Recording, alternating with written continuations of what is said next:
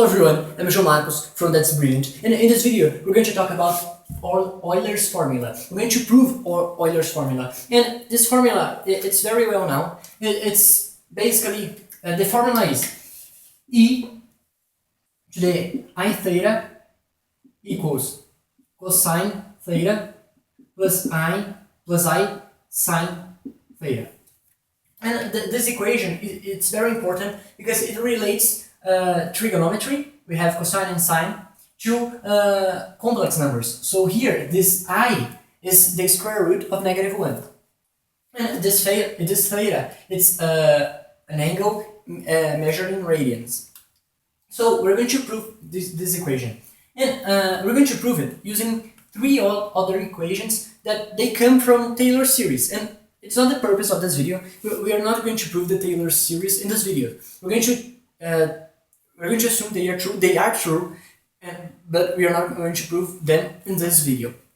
So the three equations are that cosine of x equals the sum when n ranges from 0 to infinity of -1 raised to n times x raised to 2n, all of this divided by 2n factorial. And the second equation is sine of x equals the sum when n ranges from 0 to infinity of -1 raised to n times x raised to 2n plus 1 over 2n plus 1 factorial. And the third and last equation we're going to use is e to the x. And just remembering, this e here is the Euler's number. It's that constant that has a value of 2.718. It goes on. So the third equation is e to the x equals the sum when n ranges from 0 to infinity of x raised to n divided by n factorial. So these three equations, they come from Taylor series, and as I said, we're not going to prove them in this video, but we need them to prove this equation.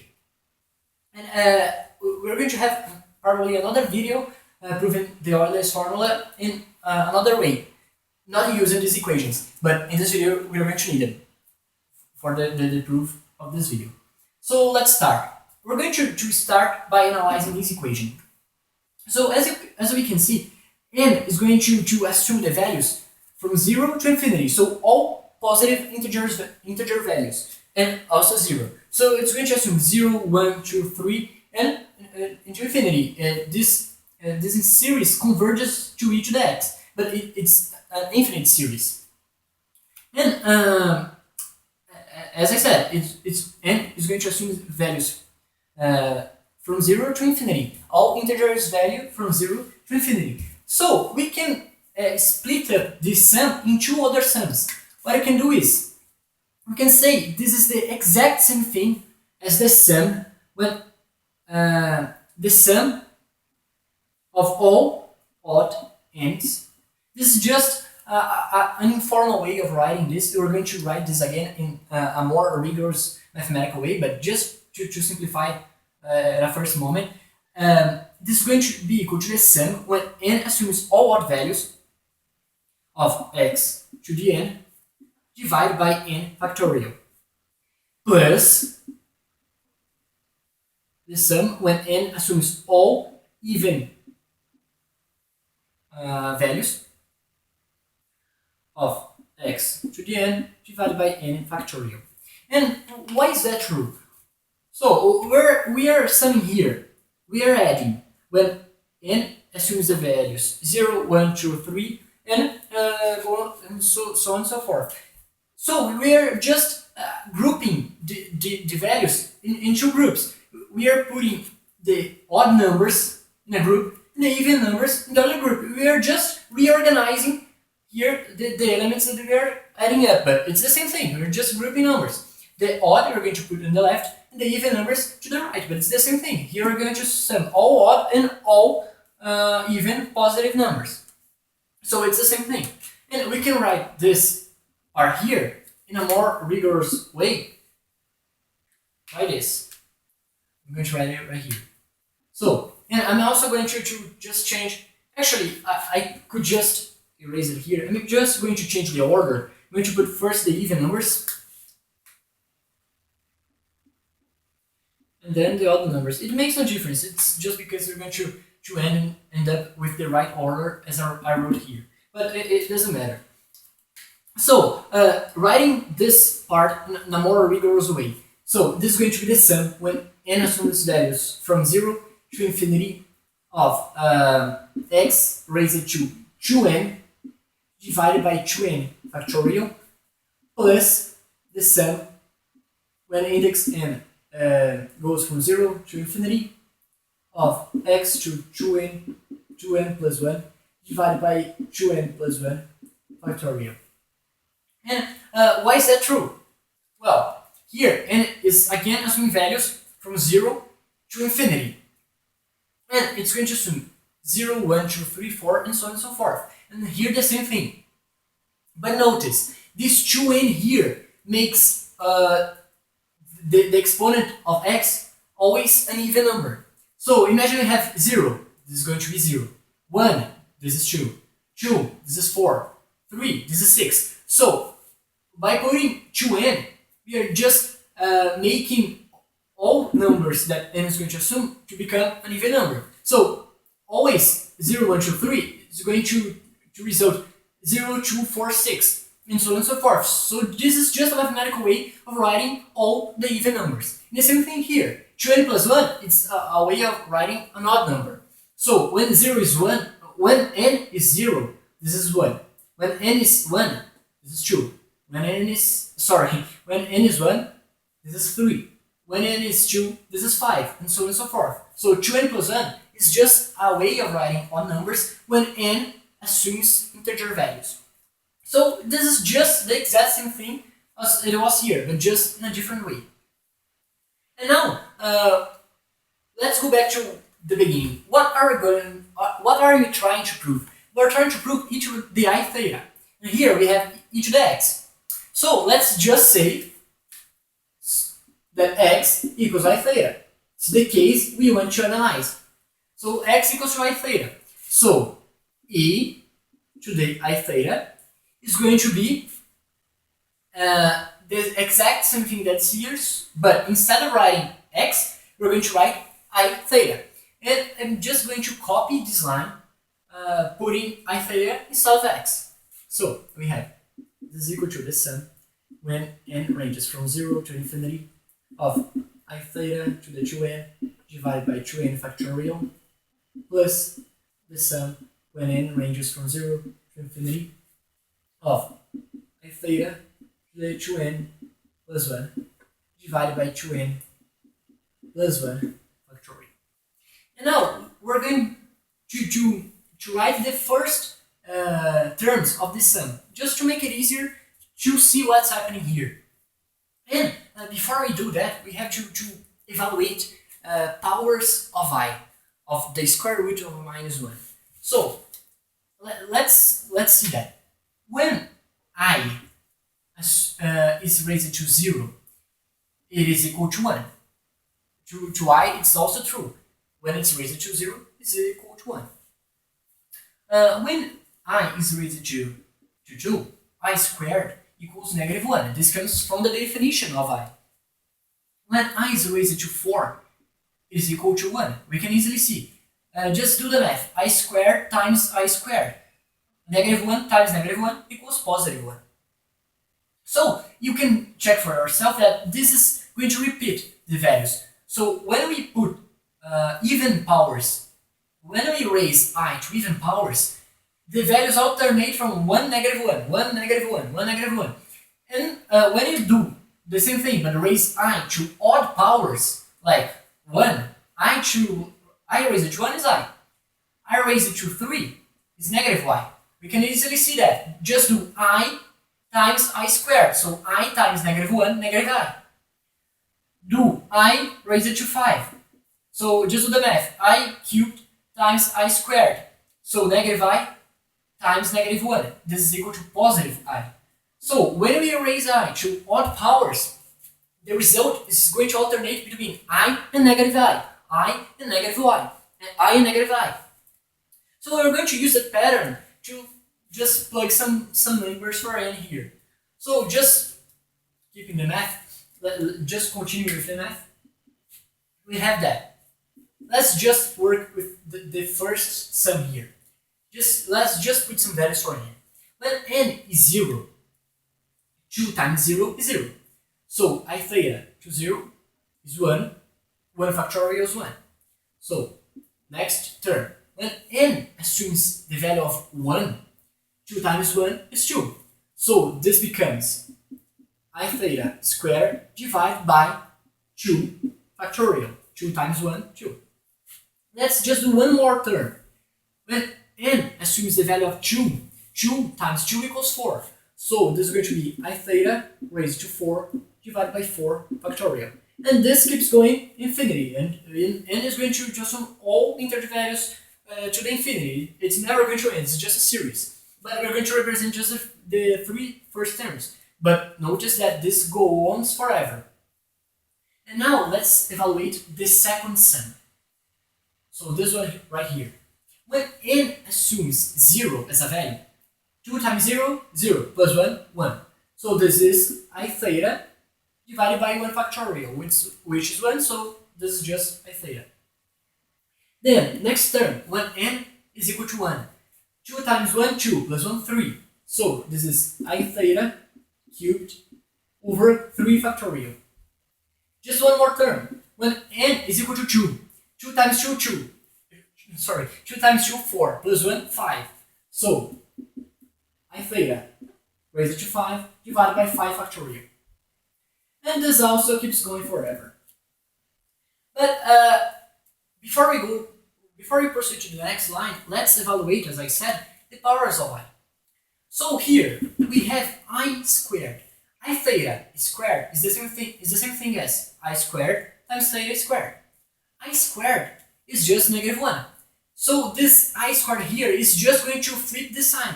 So this is going to be negative theta squared. And we can erase the sign. So the I squared just flipped the sign. Just that. The next I to the 4 is 1. So this I is just going to do nothing. I raised to 4 is not going to flip the sign, it's going to multiply by 1, doesn't change anything. So we can just say this is equal to this, the numerator is equal to theta to the 4.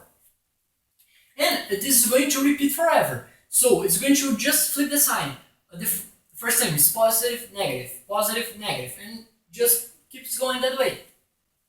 And let's now evaluate this second part. I theta is I theta. I to the 1 is I cubed is negative I. So the I is going to remain there, but raise it to 1, and because of that, we just flip the sign. So just flipping the sign. We can write this more simplifiedly as it's easier to read it with my finger. So I theta cubed. We had I theta cubed. Now that was equal to I cubed times theta cubed. The I cubed just is negative I, so it's an I and it flips the sign, and theta is cubed. And here I raised to 5 equals I. So this I is not even going to flip the sign. This term is going to be positive. So this is equal to I times theta raised to 5 divided by 5 factorial. And this also repeats forever, flipping the sign. So this is positive, negative, and just keeps going forever. And another thing we can do here is just factor this part. All the terms are going to have i's. One term positive, the other negative, positive and negative, but all terms are going to have the I. So we can just factor the I, and because it's in every term, you can just put it in evidence. So we're going to rewrite this. Just putting the I in evidence, we're going to have theta minus theta cubed divided by 3 factorial plus theta to the 5 divided by 5 factorial, and it just keeps going. I just put the I in evidence. And now, if you haven't noticed it yet, this is the cosine and this is the sine. So let's see why. Let's just plug some numbers for n. Let's see like the three first values that n is going to assume. So when n equals 0, let's go to the cosine first. When n equals 0, negative 1 to 0 is 1. X to 0 is 1, so this is just going to be 1. When n equals 1, negative 1 raised to 1 is negative 1. So this is going to be negative, and then x squared divided by 2 factorial. Then the next value, when n equals 2, minus 2 raised to 2, minus 2 squared is positive 1. Sorry, negative 1 raised to 2 is equal to positive 1. So this is going to be a positive term. And then x to the 4th divided by 4 factorial. And this just keeps going. Sorry, this isn't a positive sign, it's a negative sign. But this just keeps going. This negative 1 to the n, the only thing it does here is just flipping the sign. So when n assumes even values, the terms are going to be positive. When n assumes an odd value, the term is going to be negative. So the only thing the negative 1 to the nth power does is only flipping the sign. Positive, negative, positive, negative. And the same thing for the sign. So let's just see the three first terms for the sign. When n equals 1, this is going to be a positive term. And x to 0 plus 1 is equal to x divided by 1 factorial, which we don't need to write. Then the next one is going to be negative, because negative 1 raised to 1, negative 1.